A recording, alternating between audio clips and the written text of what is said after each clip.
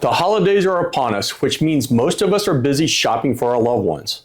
Of course, nowadays, most holiday shopping is done online, which means lots of deliveries to your front door. This makes shopping easy and convenient, which is good for you, but is also good for those who like to drive around this time of year and steal your packages. I'm of course talking about Porch Pirates. So today we're going to talk about what the law allows you to do to defend against these pesky porch pirates who are looking to put a hamper on your holiday cheer.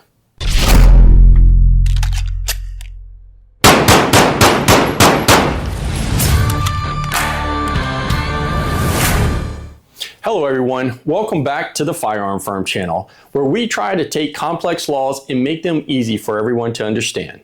Today we're diving into Florida Statute 776.031, the law that governs the justifiable use of force in defense of property. And to make this law come to life, we're applying it to a situation that happens all too often around the holidays. Porch pirates stealing your Christmas packages. It's a frustrating and personal invasion of your space, but the real question is, what can you legally do about it under Florida law? Florida Statute 776.031 lays out when a person can use force to protect their property. The statute allows you to use or threaten to use non-deadly force only if you reasonably believe it is necessary to prevent or stop someone from trespassing on or criminally interfering with your real property other than a dwelling or personal property. In simple terms, if someone is messing with your stuff and they're on your property without your permission, you can step in, but only with the reasonable use of non-deadly force. A person who uses or threatens to use force in accordance with this statute has no legal duty to retreat before using or threatening to use such force. So, if you see a porch pirate walking up and bending down to grab one of your packages on the porch, you cannot snipe that pirate from your bedroom window using that Barrett 50 cal you bought yourself as an early Christmas gift.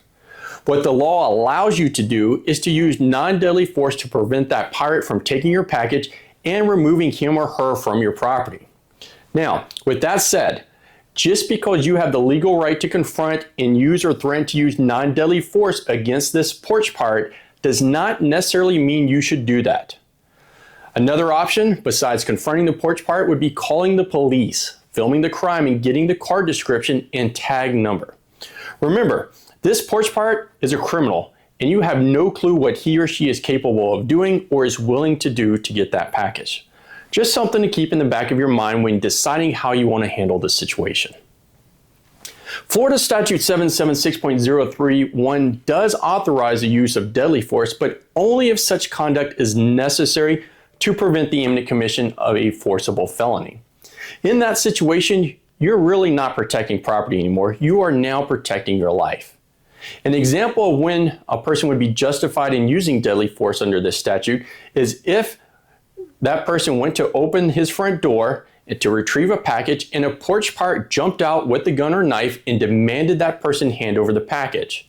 The use of deadly force would be justified under that scenario because the porch pirate would be in the process of committing the forcible felony of armed robbery. Now, some of you may be thinking, well, wouldn't the castle doctrine apply to porch pirates since the porch is attached to the residence? Generally, no. The reason why I say that is because one of the requirements needed for the castle doctrine to kick in is that the porch pirate would have to unlawfully and forcefully enter the porch area to retrieve your package. Really, the only way for a porch pirate to unlawfully and forcefully enter that area to get your package is if the package was left on a porch that was maybe closed off, screened in, or maybe had some kind of gate to get into the porch area. There's probably a good chance you've seen all the videos on the internet where people are setting up traps for porch pirates. Most of the videos I've seen involve planting a package that explodes on the porch pirate, releasing paint, confetti, or some kind of colored smoke or vapor. Now, although I thoroughly enjoy watching these videos of porch pirates getting what they deserve, I strongly discourage against setting a trap. Setting a trap for a porch pirate is asking for legal trouble, both criminal and civil. So let's do a quick recap of Florida Statute 776.031. You can use or threaten to use non-deadly force to protect your property from trespassers or thieves. You cannot use deadly force unless a forcible felony is occurring or about to occur, and simple theft of a package just doesn't qualify unless it's accompanied by violence a break-in, or is done in the commission of a forcible felony. The key word here is reasonable. Your use of force must be reasonable in both nature and degree. Anything beyond that, and you are the one risking being charged with the crime.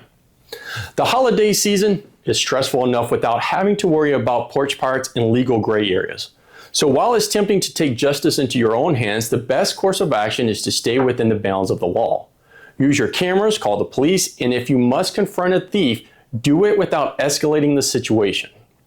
The law gives you tools to protect yourself and your property, but it also sets clear limits to prevent unnecessary violence. If you have any questions about this video or any other Second Amendment or self-defense related question, be sure to leave them down below in the comments section. Stay safe, stay smart, and have a happy holiday season.